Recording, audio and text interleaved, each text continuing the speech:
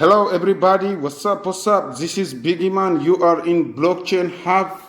እንደተለመደው ቤተሰብ ዛሬም በአዲስ ቪዲዮ ተከስቻለሁ። በዛሬው ቪዲዮአችን እንድናይ የተመረጠው ቶፒክ ከባለፈው የቀጠለ ነው ማለት ትችላላችሁ። መሰረታዊ የሆኑ ቤዚክስ ስለ ክሪፕቶ ከረንሲ ማወቅ ያለባችሁም በክሪፕቶ ዓለም ውስጥ ማወቅ ያለባችሁም ተርምና ተርሚኖሎጂዎች እንዴት አፕላይ እንደሚደረጉ ምሳሌዎችን እያነሳን ዲስከስ የምናደርግበት የቪዲዮ ሴሽን ይሆናል። ቤተሰብ ለዚህ ቻናል አዲስ የሆናችሁ ሰዎች ይህን ቻናል ሰብስክራይብ እያደረጋችሁ የደወል ምልክቱን በማብራት ቤተሰብ መሆን ትችላላችሁ። አሁን ቀጥታ ወደ ዛሬው ቶፒክ የምናልፍ ነው የሚሆነው። አብራችሁን ቆዩ። ቤተሰብ በዛሬው ሴሽን ለመመልከት ያሰብኳቸው ቃላት የመጀመሪያው ቶታል ሰፕላይ ነው። በክሪፕቶ ስለ አንድ ክሪፕቶ በምናስብ ጊዜ ስለ አንድ ክሪፕቶ እናውቃለን ብለን ስናስብ በዲቴል ማወቅ ያለብን ኢሹዎች ናቸው እነዚህ። የመጀመሪያው ቶታል ሰፕላይ ነው። ሁለተኛው ደግሞ ሰርኩሌቲንግ ሰፕላይ ይሆናል ማለት ነው። ሁለተኛው ሰርኩሌቲንግ ሰፕላይ ሲሆን በሶስተኛ ደረጃ የምናየው ደግሞ ማርኬት ካፕ ነው። ማርኬት ካፕ ነው። ምን ማለት እንደሆነ እንዴትስ ካልኩሌት ተደርጎ እንደሚገኙ በዲቴል የማሳያችሁ ይሆናል። በመቀጠል KYC ምን ማለት እንደሆነ አብዛኞቻችሁ ታውቃላችሁ፣ ግን መብራራት ስላለበት KYCን ቀጥለን ደግሞ TGEን እናያለን። በመቀጠል ደግሞ ቶክን ምን እንደሆነ ከኮይን ጋር በምን እንደሚለያዩ፣ ቶክን አለኝ ስንል ምን ማለታችን ነው፣ ኮይን ያለን ወይስ ምናምን የሚለውን ነገር አብራራላችኋለሁ። በመጨረሻ ደግሞ ስናፕሻትና ሊስቲንግን አይተን ይህን ቪዲዮ የምናጠናቀቅ ነው የሚሆነው። ቤተሰብ አብራችሁኝ ቆዩ። ከመጀመሪያው ተርም ለመጀመሪያ ያክል ቶታል ሰፕላይ የምንለው በአንድ ክሪፕቶ ላይ አጠቃላይ የተፈጠሩ ክሬት የተደረጉ የቶከኖች ብዛት ማለት ነው። በአጠቃላይ በዛ ክሪፕቶ ከረንሲ ፋይል ሊሆን ይችላል፣ ቢትኮይን ሊሆን ይችላል፣ ኢቲሪየም ሊሆን ይችላል። በአጠቃላይ በቁጥር 1 2 ተብሎ የተፈጠሩት የቶከኖች ብዛት ቶታል ሰፕላይ ይባላል ማለት ነው። ሰርኩሌሽን ሰፕላይ ደግሞ ምንድን ነው የሚለውን እንመለከታለን። ሰርኩሌሽን ሰፕላይ ብለን የምንጠራው በእኛ እጅ ላይ ያሉት ለመሸጥ ሆነ ለመግዛት በተለያዩ ኤክስቼንጆች ላይ የተቀመጠ ኮይን ማለት ነው። ፎር ኤግዛምፕል ቢትኮይንን ማንሳት እንችላለን። እዚህ ጋር የቢትኮይን ቶታል ሰፕላይ ሊሚትድ ነው። እንደሚታወቀው 21 ሚሊዮን አካባቢ ነው። እስካሁን ማይን ተደርጎ የተገኙት ቢትኮይኖች ኦልሞስት ወደ 19 ሚሊዮን ምናምን ደርሰዋል። ይህ ማለት ላይክ 1 ምናምን ሚሊዮን ኦር 2 ሚሊዮን የሚጠጉ ቢትኮይኖች ገና ከፑል ያልወጡ አሉ ማለት ነው።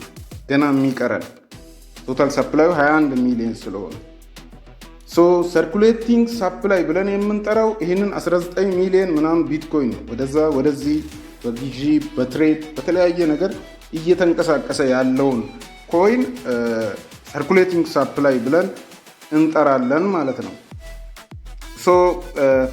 ማርኬት ካፕ ወደሚለው ሀሳብ ስናልፍ ማርኬት ካፕ ማለት በቀላሉ ከላይ ያወራነው ሰርኩሌሽን ሰፕላይ የሚያወጣው ዋጋ ማለት ነው።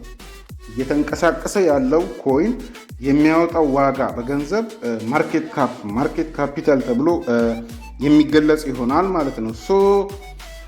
ይህን ነገር ክሊር ለማድረግ ያክል እስቲ አንድ ምሳሌ ወስጄ ላሳያችሁ። ፎር ኤግዛምፕል ቢጊ የሚባል ቶክን በእኔ ስም ቢጊ የሚባል ቶክን ለማበልጸግ ኦር ክሬት ለማድረግ ፈለግኩ እንበልና ቢጊ ቶታል ሰፕላዩ 20 ሚሊዮን ነው ብለን እናስብ። 20 ሚሊዮን ቢጊ የሚባል ኮይን ኦር ቶከን ጀነሬት ይደረጋል ብለን እናስብ። የተለያዩ ኤክስቼንጆች ላይ ወይም ደግሞ በተለያየ ኤርድሮፕ ለተሳተፉ ሰዎች 10 ሚሊዮን ቶክን ለኮሚኒቲ አከፋፈልኩ ወይም ተከፋፈለ ብለን እናስብ። ከ20 ሚሊዮኑ ላይ 10 ሚሊዮን ሊኩዲቲ ላይ ደግሞ ይህንን 10 ሚሊዮን ቶክን እናንተ ማይን አድርጋችሁ እንድትወስዱ ከፈለግኩት ኮንትራት አድሬስ ኦር ያስቀመጥኩበት ቦታ ላይ ቶክኑን ሳስቀምጥ ለቶክኑ ደግሞ ሊኩዲቲ አስቀምጣለሁ ማለት ነው። ሶ ለ10 ሚሊዮኑ $10 ሚሊዮን ወይም 10 ሚሊዮን USDT አስቀምጫለሁ ብለን እናስብና በቀላሉ የሊስቲንግ ፕራይሱን ኤቭሪቲንግ ካልኩሌት ማድረግ የምንችልበት እድል ይሰጠናል ማለት ነው። ሶ ፎርሙላ እኔ ከተባለ ማርኬት ካፕ እኩል ይሆናል ቶክን ፕራይስ የቶክኑ ፕራይስ ሲባዛ በሰርኩሌቲንግ ሳፕላዩ ማለት ነው። ያለው የቶክን ፕራይስ ሲባዛ ሰርኩሌት እያደረገ ያለው ሳፕላይ ማርኬት ካፕን ይሰጠናል ማለት ነው። ሶ ሊስቲንግ ፕራይሱን ካልኩሌት እናድርግ ብለን ብናስብ ሊኩዴት የተደረገ 10 ሚሊዮን USDT ስላለን ይሄ 10 ሚሊዮን USDT ሲካፈል ነምበር ኦፍ ሰርኩሌሽን ሳፕላይ 10 ሚሊዮን ቶክኖች ናቸው። ሶ የቢጊ ቶክን ዋጋ $1 ይሆናል ማለት ነው። ሶ $1 ይሆናል ማለት ነው። ግን እዚህ ጋር ማወቅ ያለብን ነገር ቤተሰብ ማርኬት ካፕ ሪዛልት ነው እንጂ ማኑዋሊ ሴት የምናደርገው ነገር እንዳልሆነ መረዳት አለብን። ሶ ፕራይሱ ታዲያ ከየት ይመጣል ብለን ብናስብ ፕራይሱ የሚመጣው ከትሬዲንግ ሜይንሊ ደግሞ ከሊኩዲቲ ፑል ነው።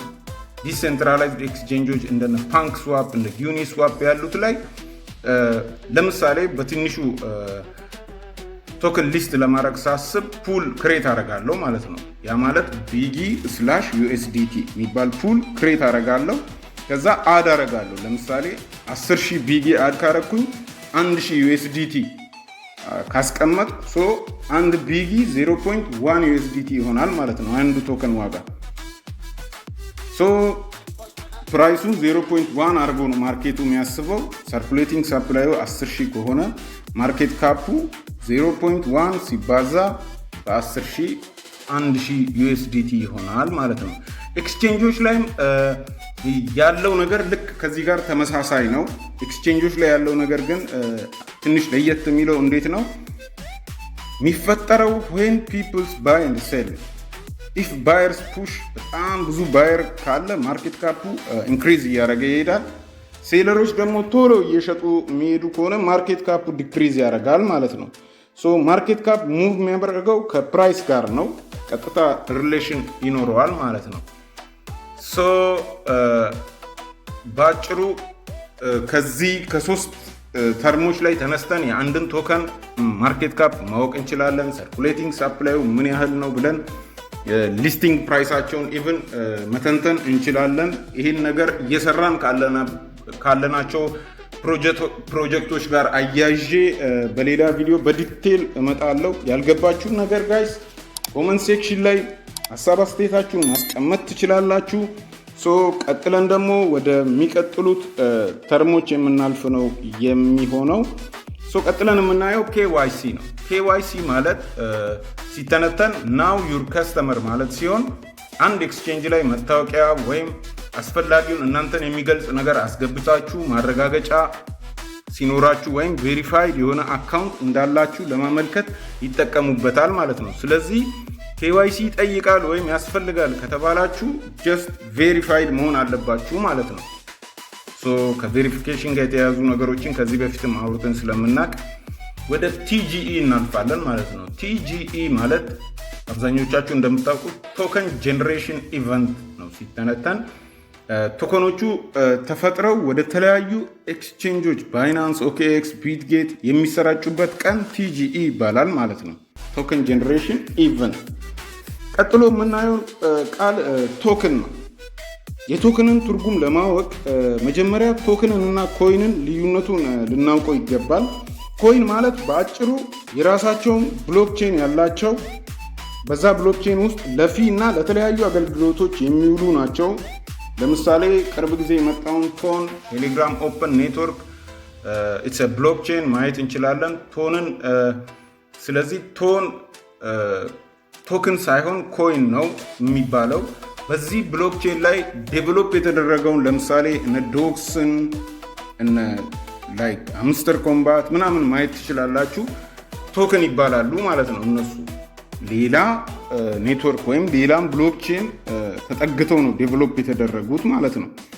ሶ በሌሎች ብሎክቼኖች ላይ ዲፕሎይ የሚደረጉትን ቶክን ነው የምንላቸው። የራሳቸውን ብሎክቼን ፈጥረው ለተለያዩ ዩቲሊቲዎች የሚያገለግሉትን ደግሞ ኮይን ነው የምንለው ማለት ነው። በመቀጠል ስናፕሻት፣ ብዙ ጊዜ ስናፕሻት ሲባል ሰምታችኋል።